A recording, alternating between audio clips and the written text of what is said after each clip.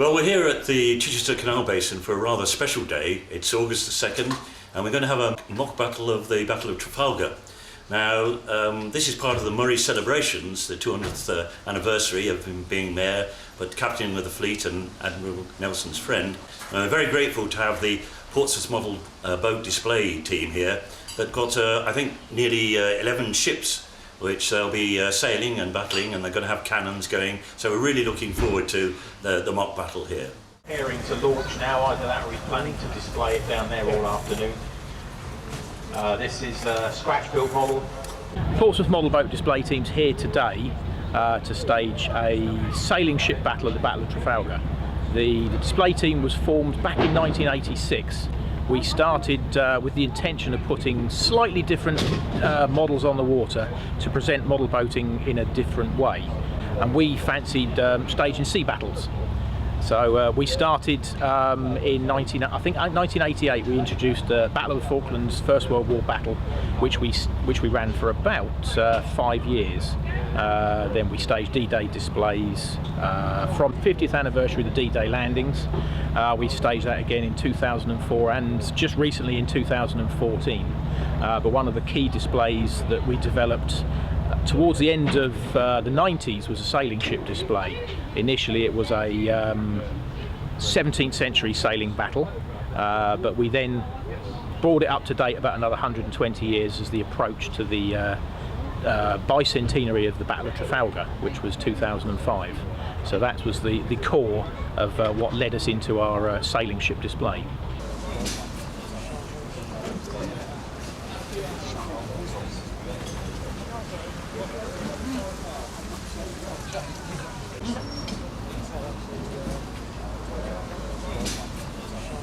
The biggest boat we've got here today is the Victory, which we started building back in 2003.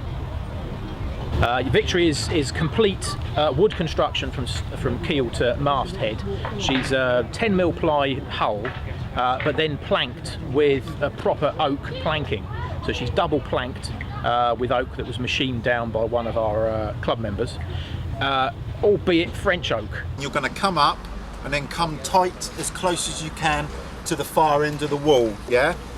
Nice and slowly, because I want the British guys to break away and then cross the T as close to the corner of that pontoon as you can, because it will give you time then to turn, okay?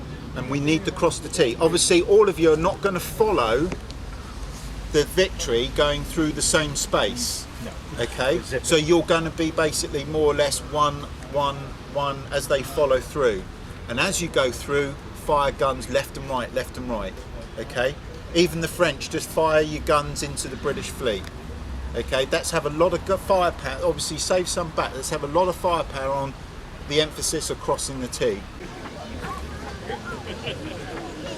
And I'm very pleased to welcome you here to this mock battle of Trafalgar, which is put on to actually support the celebrations for Admiral Sir George Murray, who was Mayor of Chichester in 1815.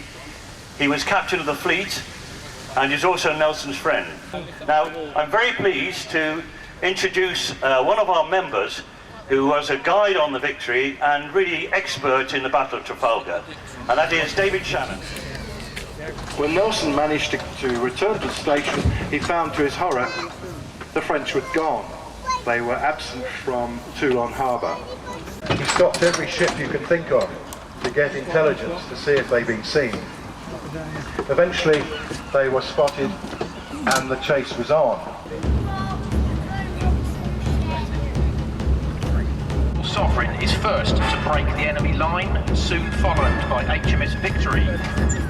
However, rather than turn to run a parallel course with the French and Spanish ships as is usual, Nelson intends to cross the T, cutting through the enemy line and engaging Field Earth ships one by one. Engage the enemy more closely is hoisted and battle is joined. Broadside to broadside, the action is fierce.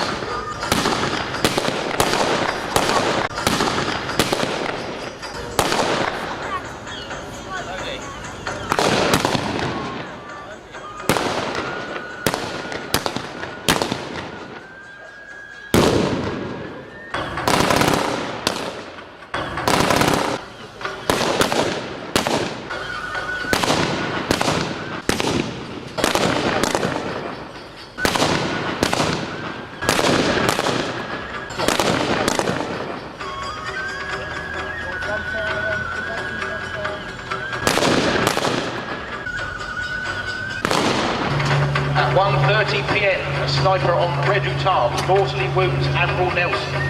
He is taken below to the ship's surgeon.